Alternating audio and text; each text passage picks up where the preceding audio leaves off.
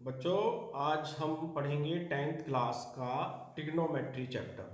बहुत ही important topic है ये लगभग सीबीएसई बोर्ड एग्जाम में 10 मार्क्स के आसपास आता है। बहुत ही इंपॉर्टेंट टॉपिक है trigonometry. Trigonometry right angle triangle पर बेस्ड एक्सरसाइज है। इसमें 6 मेंबर होते हैं: साइन, कोस, टेन, कोसेक, सेक और कॉट। इसमें सबसे पहली जो टाइप है वो रेशो वाली टाइप है। रेशियो। रेशो किसका रेशो बेटा? रेशो, पहले मैं आपको एक राइट एंगल ट्राइंगल बनाता हूं। राइट एंगल ट्राइंगल जिसमें एक एंगल 90 डिग्री का होता है और बाकी दो एंगल एक्यूट एंगल होते हैं। एक्यूट एंगल बेटा 90 डिग्री से जो कम होते हैं वो एक्यूट एंगल होते हैं। सपोज करो मैं इस एंगल सी को थीटा कह रहा हूं, इस एक्यूट एंगल को थीटा कह रहा हूं। तो ये आपको ध्यान रखना है, जिस एक्यूट एंगल को मैं कंसीडर कर रहा हूं उसके सामने परपेंडिकुलर होता है। थीटा के साथ वाली जो लाइन है वो बेस होती है बच्चों, और 90 डिग्री के सामने हमेशा हाइपोटेन्यूस होता है।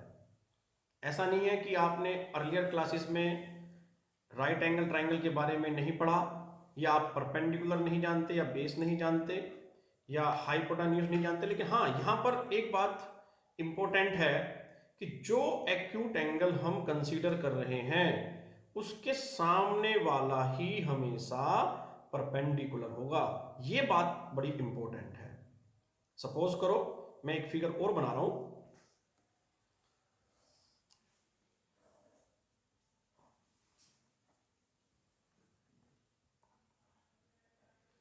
सपोज करो मैं इस एक्यूट एंगल को कंसीडर करता हूं, इसको मैं थीटा कहता हूं।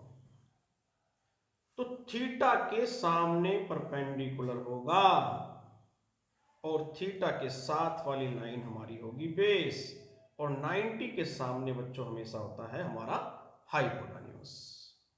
ये बड़ी इंपॉर्टेंट चीज है। ज्यादातर बच्चे यही कंफ्यूज हो जाते हैं कि वो कहते हैं सर जो परपेंडिकुलर, तो हमने हमेशा सुना है कि जो बिल्कुल सीधी लाइन होती है उसे परपेंडिकुलर बोलते हैं, जो 90 डिग्री पे होती है। तो बच्चों हमें इस बात का ध्यान रखना, जो एक्यूट एंगल हम कंसीडर करेंगे उसके सामने परपेंडिकुलर होगा। इसमें ये हम एक्यूट एंगल कंसीडर कर रहे हैं तो ये परपेंडिकुलर है, थीटा के साथ वाले लाइन बेस है। और इस वाले फिगर में हम इसको एक्यूट एंगल को थीटा कंसीडर कर रहे हैं तो इसके सामने परपेंडिकुलर होगा, थीटा के साथ वाली लाइन बेस होगी, और 90 के सामने क्या होगा? हाइपोटेन्यूस होगा। बच्चों समझ में आ रहा है? Very good. अब बात करते हैं हम कि इनका रिलेशन ट्रिग्नोमेट्री के जो 6 मेंबर हैं उनके साथ किस तरह से हम इसको लेंगे। बच्चों ट्रिग्नोमेट्री में मैं जैसे आपको बताया अभी, sine theta, cos theta, tan theta, 6 member होते हैं।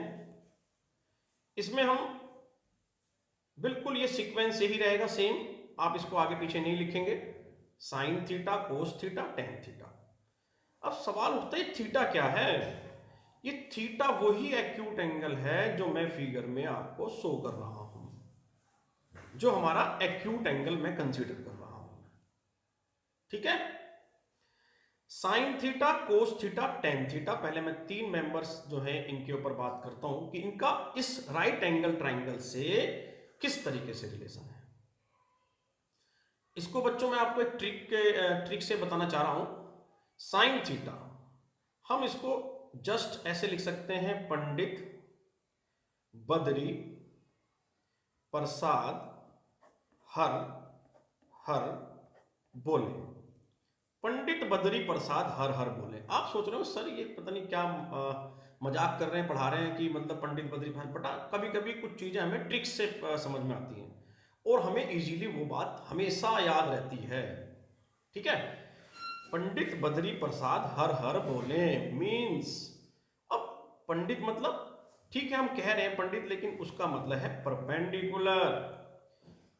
बद्री, यहां बद्री नहीं है, ये बेस हो गया, फिर ये परपेंडिकुलर, हर मतलब नहीं, हाइपोटेन्यूज, और ये क्या हो गया, बेस। तो अब हमें एक बात समझ में आई कि जो साइन थीटा है वो रेशो हुआ बच्चों परपेंडिकुलर अपॉन हाइपोटेन्यूज का। कोस थीटा जो रेशो हुआ वो बेस अपॉन हाइपोटेन्यूज हुआ, और टेन थीटा हो गया परपेंडिकुलर अपॉन बेस। अगर मैं इस ट्राइंगल के अकॉर्डिंग मैं इसकी बात करता हूं कि अगर मैं एक्यूट एंगल इसको कंसीडर कर रहा हूं तो परपेंडिकुलर ये, बेस ये और हाइपोटेन्यूज ये।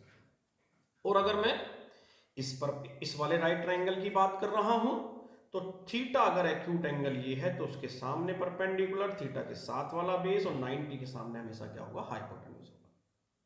ठीक है बच्चों। अगर मैं आपसे पूछूं बच्चों बताओ साइन थीटा किसका रेशो होता है, तो आपको तुरंत जवाब देना सर परपेंडिकुलर अपॉन हाइपोटेन्यूज। अगर मैं कोस थीटा पूछता हूं तुरंत बच्चों आपको क्या बोलना है कि सर ये रेशो होता है बेस अपॉन हाइपोटेन्यूज। बच्चों अगर मैं आपसे पूछता हूँ टेन थीटा क्या होता है, तो आपको बोलना है परपेंडिकुलर अपॉन बेस। बड़ा ही इंपॉर्टेंट टॉपिक है। इस चैप्टर को बेटा मैं आपको टाइप वाइज कराऊंगा, ठीक है। टाइप के अकॉर्डिंग कराने से हमें ये बेनिफिट मिलता है कि हमारे को ये पता चलता है कि किस चैप्टर में कितने टाइप आते हैं एग्जाम में और कितने मार्क्स की वो टाइप्स हैं, और इस तरीके से ओवरऑल हम उस चैप्टर को कंप्लीट कर लेते हैं। नाउ मूव टू द बाकी जो तीन मेंबर हैं इसके। साइन थीटा के नीचे हमेशा बच्चों कोसेक थीटा लिखना है, कोस के थीटा हमेशा सेक थीटा लिखना है, और टेन के नीचे हमेशा कोट थीटा लिखना है। अब कोसेक सेक कोट के लिए आपने कुछ नहीं करना, बस जस्ट जो साइन थीटा की जो वैल्यू थी उसको रेसिप्रोकल करना है। ध्यान रखना है क्या करना है, रेसिप्रोकल करना है, यानी उल्टा कर देना है, h upon p. Cos theta h upon पी, और tan theta b upon p। अब बच्चों क्या समझ में आया हमारे को, ये हमें समझ में आ गया 6 मेंबर हुए ट्रिग्नोमेट्री के, जहां पे थीटा एक एक्यूट एंगल ले रहे हैं हम, ठीक है।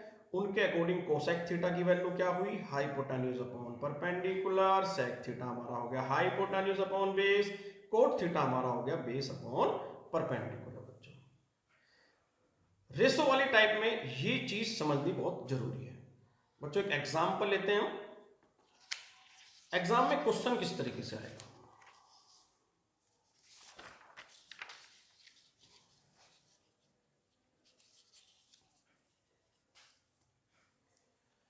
हमें क्वेश्चन देगा sine theta is equal to 3/4, find other trigonometric ratio. ये क्वेश्चन हो गया। Find other trigonometric ratio means मैंने क्या बताया आपको, ट्रिग्नोमेट्री के कितने मेंबर हैं, 6 मेंबर हैं, उसमें से साइन का हमें रेशो दे दिया गया है, और बाकी हमें निकालने, बाकी मतलब कोस, टेन, कोसेक, सेक और कोट की वैल्यू फाइंड करनी है। इसके लिए जैसा कि हमें मालूम है कि हमें एक राइट ट्राइंगल जरूर बनाना पड़ेगा, क्योंकि राइट एंगल ट्राइंगल पे बेस्ड है ये रेशो वाला टॉपिक। तो मैं बच्चों इसको ए बोल रहा हूं, इसको मैंने बी कहा, इसे मैंने सी कहा, और ये हमारा एंगल हो गया। अब जो साइन थीटा है, आप ये एंगल कंसीडर करो या ये करो, इससे कोई फर्क नहीं पड़ता, जो भी करोगे उसी के अकॉर्डिंग फिर परपेंडिकुलर बेस आपको लेना पड़ेगा। तो बच्चों मैंने यहाँ पे थीटा ले लिया।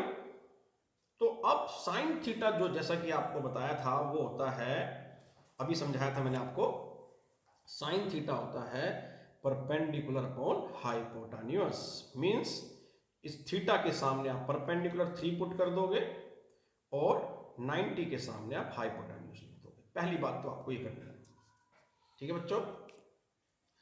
अब आपने करना क्या है, आप 6 क्लास से ही एक थ्योरम का नाम सुन रहे होंगे, पाइथागोरस थ्योरम। पाइथागोरस थ्योरम कई बार पढ़ी है, लेकिन हम 10th क्लास में उसका प्रूफ भी सीखेंगे, वो ज्योमेट्री का 6th चैप्टर उसमें सीखेंगे, ट्राइंगल चैप्टर। लेकिन पाइथागोरस थ्योरम सभी बच्चों को अप्लाई करनी आती है। उसमें हम क्या करते हैं बच्चों, लिखेंगे इन राइट ट्राइंगल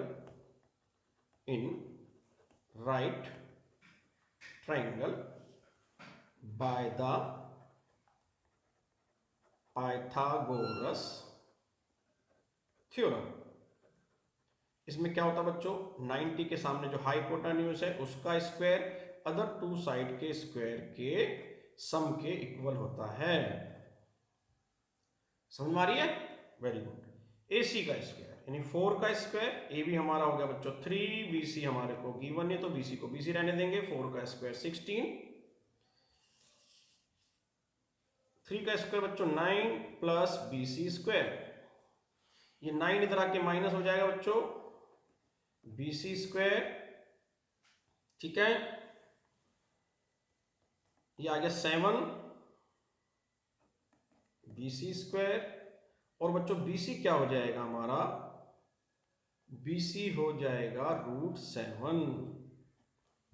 कितना हो जाएगा? √7। इसको हम BC को √7 लिख सकते हैं। इतनी बात समझ में आ रही है? बोलो बच्चों। √7 यानी कि हम पाइथागोरस थ्योरम से थर्ड साइड निकाल लेंगे। टू साइड हमारे को गिवन होंगी, या तो फिगर में ही गिवन देगा वो, या फिर वो इस तरह से रेशो देगा, और तीसरी साइड निकालने के बाद अदर ट्रिग्नोमेट्रिक रेशो में निकालने हैं। वो कैसे निकालने हैं देखो। सबसे पहले हम निकालते हैं कोस थीटा। कोस थीटा बच्चों मैंने बताया था आपको, मैं दोबारा से इस पेज में बता दूं, बेस अपॉन हाइपोटेन्यूज, ठीक है, बेस अपॉन हाइपोटेन्यूज। तो बेस क्या है हमारा? बेस हमारा थीटा के साथ वाली लाइन √7/4, तो ये हो जाएगा √7/4। ऑलराइट। इसके बाद tan थीटा बच्चों वो क्या बताया था देखो, tan थीटा मैंने बताया था परपेंडिकुलर अपॉन बेस, तो वो हमारा हो जाएगा, परपेंडिकुलर क्या है यहाँ पर थीटा के सामने, 3/√7। आप चाहो तो इसको ऐसा भी छोड़ सकते हो, लेकिन मैथमेटिक्स में कहा गया है कि कभी भी रूट की वैल्यू डिनोमिनेटर पर नहीं होनी चाहिए।